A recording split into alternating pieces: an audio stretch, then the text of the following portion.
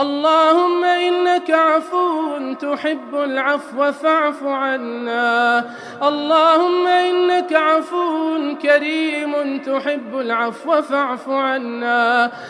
ترک تقلید کے نقصانات، صفحہ 32 کے اینڈ پر آ جائیے.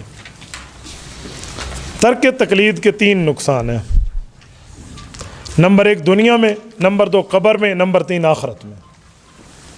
ذرا مجھے دیکھیے، دنیا میں، قبر میں، آخرت میں. دنیا میں کیا نقصان ہے؟ یہ صفحہ 33 شروع کیجئے. تقلید نہ کریں تو دنیا میں عمل کی توفیق نہیں ہوتی.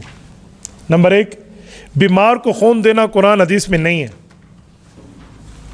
یہ تقلیداً دیا جاتا ہے. کیوں؟ حدیث پاک میں ہے کہ حجامہ کے ساتھ اللہ کے رسول خون نکلواتے تھے. تو آپ کہیں گے نکلوانے سے دینے کی دلیل کہاں سے آئی؟ تو بابا اصل حصول صحت ہے. اس زمانے میں اطباء کا طریقہ تھا خون نکالو تو صحت ملتی ہے. آج کل اطباء کا طریقہ ہے خون کی بوتل مزید لگا دو تو صحت ملتی ہے. اصل اطباء کا طریقہ ہے، لہٰذا خون نکالنا اور چڑھانا کا فرق نہیں ہے، حصول صحت ہے. تو لہٰذا تقلیداً خون دینا جائز ہے. خون نکالنے سے صحت ملتی ہے تب دے دو، دینے سے ملتی ہے تب دے دو. تو لہٰذا خون دینا قرآن حدیث میں تو نہیں ہے. اگر تم تقلید کرو گے نا کہ خون دیں ابا جی کو، ابا جی کی طبیعت خراب ہے، تو تمہارے مطابق تو تمہارا ایمان گیا.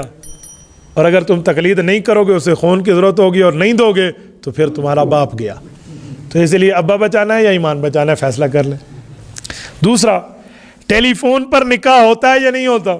تو وکالت کے ساتھ ہو جاتا ہے، وکیل بنا لیا جائے. فقہ میں علم موجود ہے، وکیل کے اوپر پھر گواہ بھی ضرورت نہیں پڑتے، وکیل جو کہہ دے تو وہ موکل کا کہنا شمار ہوتا ہے. تو یہ تو تقلید سے ہے. اب اسی طرح آپ کی کوئی جان بنی ہوئی ہے، میں تیرے بغیر نہیں رہ سکتا، مجھے تیرے بغیر یہ ہے اور وہ ہے، آپ نے اس کو اپنی جان بنایا ہوا ہے. اور اب حال یہ ہے کہ تم اگر فون پہ نکاح والے مسئلے پر تقلید کرو گے تو تیرا ایمان گیا بقول تیرے، اور تقلید نہ کی تو تیری جان گئی. سمجھ گئے؟ اس لیے تقلید کر، ایمان تیرے سینے میں اور جان تیرے سینے پر. اب آپ سمجھیں تو ایمان بھی رہے گی اور جان بھی ایمان بھی رہے گا اور جان بھی رہے گی. میں سمجھانے کے لیے سمجھا رہا ہوں. تو یہ نقصان تو دنیا میں. دوسرا نقصان ترک تقلید کا قبر میں ہے. صحیح بخاری جلد اول صفحہ 78 باب ان المیت یسمع خفق النعال. اب توجہ کیجئے ذرا، میں اس حدیث پاک کو پڑھنے لگا ہوں. یہ صحیح بخاری کی حدیث ہے جو آپ اور ہم پڑھ چکے ہیں. عن انس رضی اللہ تعالی عنہ قال عن النبی صلی اللہ علیہ وسلم قال العبد اذا وضع في قبره وتولي وذهب اصحابه حتى انه لا يسمع قران عالم اتاه ملكان فاقعداه فيقولان له ما كنت تقول في هذا الرجل محمد صلى الله عليه وسلم فيقول اشهد انه عبد الله ورسوله فيقال انظر مقعدك من النار ابعد لك الله به مقعدا من الجنه. قال النبي صلى الله عليه وسلم فيراهما جميعا واما الكافر او المنافق فيقول لا ادري كنت اقول ما يقول الناس فيقال لا دريت ولا تليت ثم يضرب بمطرقه من حديد ضربه بين اذنيه فيصيح صيحه يسمع من يليه الا الثقلين. حضرت انس بن مالک فرماتے ہیں رسول اکرم صلی اللہ علیہ وسلم نے ارشاد فرمایا میت کے رشتہ دار جب میت کو قبر میں رکھ کے واپس آتے ہیں تو میت ان کے جوتوں کی آہٹ سنتی ہے. اس کے بعد میت کے پاس 2 فرشتے آتے ہیں جو قبر میں سے بٹھاتے ہیں، پوچھتے ہیں جس شخص کا نام محمد صلی اللہ علیہ وسلم ہے تو اس کے بارے میں کیا کہتے ہیں؟ مومن جواب دے دیتے ہیں میں گواہی دیتا ہوں اللہ کے بندے اور اس کے رسول ہیں. مومن کو کہا جاتا ہے جہنم کی طرف اپنا ٹھکانہ دیکھ، اللہ نے تجھے اس کے بدلے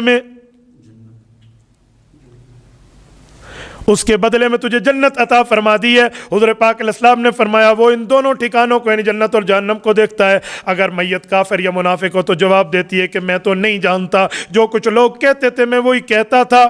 تو اسے کہا جاتا ہے تو نے سمجھا بھی نہیں اور تو نے پڑھا بھی نہیں، تو نے بات بھی نہیں مانی. اس کی کن پٹیوں کے درمیان لوہے کے گرز مارے جاتے ہیں جس پر وہ چیختا ہے اور اس کے چیخوں کی آواز اور انسان اور جنات کے علاوہ سب سنتے ہیں.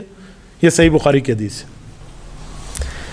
یہ جو اسے مارتے ہیں تو فرشتے مارتے وقت کہتے ہیں لا تلیتا ولا دریتا، لا تلیتا ولا دریتا. یہ کیا ہے؟ لا تلیتا تو نے پڑھا نہیں، ولا دریتا تو نے سمجھا نہیں. یہ دراصل 2 چیزیں ہیں. محدث احمد علی سہارنپوری صحیح بخاری کی اسی جگہ میں حاشیے پر لکھتے ہیں قولہ لا دلیت ولا تریت الا علمت بنفسک بالاستدلال ولا تلوت القرآن بالمعنى لاتبعت العلماء بالتقلید فيما يقولون. हाशिया सही बुखारी सफ़ा 178।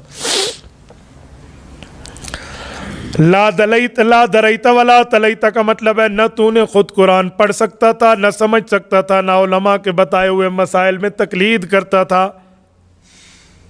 तो इसका माना है न खुद तुझे समझने की ताकत थी जो मुज्तहिद बनता, न तुझे मानने की ताकत थी जो मुकल्लद बनता।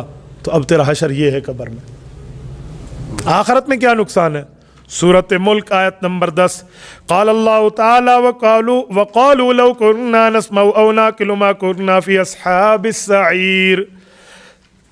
वो कहेंगे काश कि हम समझ लेते या काश कि हम सुन लेते तो जहन्नमी न होते। अस्हाबुस सईर, सईर कहते हैं ब्लेजिंग फायर, भड़कती आग। हज़रत शाह अब्दुल अज़ीज़ मुहद्दिस देहलवी रहमहुल्लाह अल-मुतवफ़्फ़ा 1239 हिजरी फरमाते हैं, बाज़ मुफ़स्सिरीन ने नस्माउ को तक़लीद पर सुनना, नाकिलो को तहकीक को इज्तिहाद पर मामूल किया है। इन दोनों लफ्ज़ों से यही मुराद है कि निजात के दो रास्ते हैं, या तो तक़लीद कर लें या इज्तिहाद ही के दर्जे पर फायज़ हो बंदा। तो ये आखिरत में कहा जाएगा। जहन्नम में वो कहेंगे लौ कुन्ना नस्मउ व नाकिलु नुक़ल्लिदु व नजतहिदु। ये मुफस्सिरीन ने इसका माना किया। तो तर्क तकलीद के बहुत ज़्यादा नुकसानात है, अल्लाह महफूज रखे। और तर्क तकलीद शख्सी के नुकसानात भी आगे हो गए हैं। यही होगा कि बंदा फिर अपने नफ्स को सामने रखेगा कि इधर मैं हनफी हूँ और इधर मैं शाफी हूँ। अपनी ख्वाहिशात को सामने रखते हुए ज़लालत की ज़िंदगी इख्तियार हो जाएगी। इसीलिए लिल्लाहियत और आखरत की ज़िंदगी पे अमल करे तो वो बेहतर रहेगा। अल्लाह आपको और हमें सिरात मुस्तकीम अता फरमाए।